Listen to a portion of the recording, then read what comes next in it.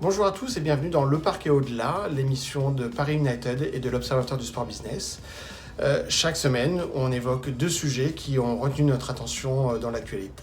Une fois n'est pas coutume, Jean-Baptiste Guégan ne sera pas avec nous et il sera remplacé par Lionel Maltese.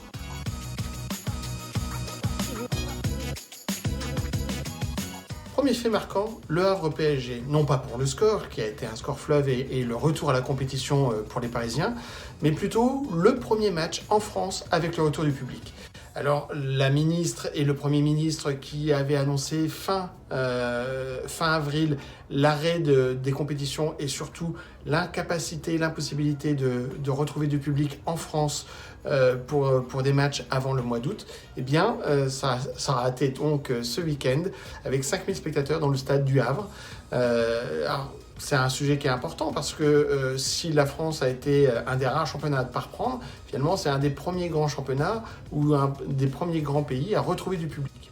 Retrouver du public certes, mais à 5000, avec un maximum de 5000. Alors le vrai sujet, ça va être de savoir si on va repartir sur la saison 2020-2021 avec uniquement 5000 spectateurs.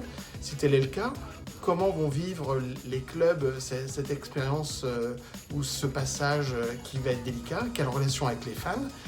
Quel impact sur l'économie, puisque globalement la Ligue 1 vit avec 20-21 000 spectateurs de moyenne, et puis le PSG avec plutôt 45 000. Donc évidemment qu'il va y avoir un manque de trésorerie, il peut y avoir aussi un manque d'ambiance et d'entrain pour les joueurs eux-mêmes. Alors pour le Final 8, on n'ira pas sur ce terrain-là, parce que je pense que l'enjeu sportif va être tellement important pour les joueurs qui vont se sublimer. N'empêche que pour le quotidien, pour les matchs avec un enjeu relatif, être poussé par son public qui était important, que va-t-il en advenir? Ça va être un des vrais sujets et ça va être une des vraies questions que l'on va observer dans les mois à venir. Concernant le retour des fans dans les stades, avec ce premier match, ce premier retour PSG-Le Havre, il est clair que le live a un effet important sur l'expérience des fans et notamment leur engagement. Ne serait-ce que par la rareté, parce qu'aujourd'hui pas tout le monde est en capacité de reprendre, mais aussi par rapport au fait que les moments qui sont vécus en direct sont uniques, parce que c'est des choses qui sont inattendues, qui ne sont pas programmées et qui font partie, j'allais dire, d'une expérience rare, et ce qui fait la valeur de ce qui se passe en direct dans les stades. Donc il est clair que les clubs ont tout intérêt à ce que ça reprenne, si les conditions sanitaires le permettent. Et ça fait partie, j'allais dire, de la valeur économique et marketing des stades, qui sont des piliers importants des marques des clubs.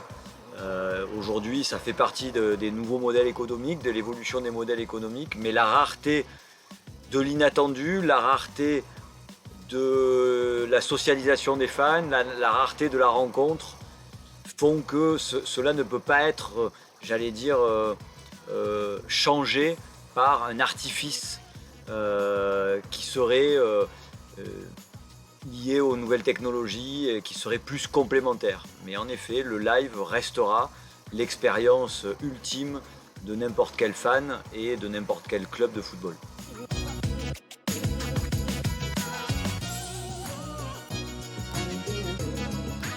Concernant les rumeurs de vente à l'Olympique de Marseille actuellement, les signaux sont assez faibles. Si on regarde bien un petit peu les décisions qui sont prises et les actions qui sont menées, du point de vue sportif, de nombreux joueurs sont re-signés, voire en cours de signature. Le centre de formation connaît déjà des résultats intéressants avec des jeunes prometteurs qui sont passés professionnels. La partie exploitation du stade est en cours de développement. La fondation de l'Olympique de Marseille est très active, notamment pendant le Covid et notamment sur l'axe éducatif, avec des actions qui n'ont jamais été menées sur le territoire. Et je dirais que le club est de plus en plus proche de son objectif de faire partie du bien commun et d'avoir son intérêt social au sein de la ville de Marseille et plus amplement de son territoire. Donc les signaux sont assez faibles. sur la volonté de vendre. Après, tous les clubs sont vendables, bien entendu, en fonction d'une offre, mais on est plus de l'ordre de la rumeur que de l'ordre du signal fort, comme ça a pu être le cas avec la précédente direction ou la précédente actionnariat. Donc aujourd'hui, l'Olympique de Marseille est dans une phase de développement avec ses problématiques, notamment financières, et les problématiques qui sont liées à la crise actuelle. Alors oui, Lionel, si les signaux sont faibles au niveau de la volonté de vente du propriétaire, effectivement, il y a plutôt une poussée de ce pool d'investisseurs pour la reprise.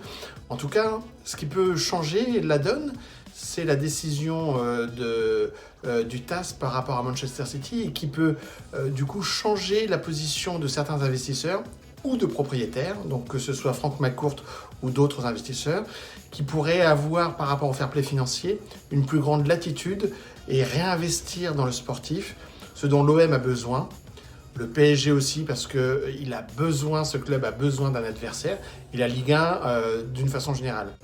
Donc sans présumer de l'avenir, évidemment, signaux faibles ou signaux forts, espérons que l'avenir permette à l'OM de retrouver de la compétitivité dans l'intérêt général de tous.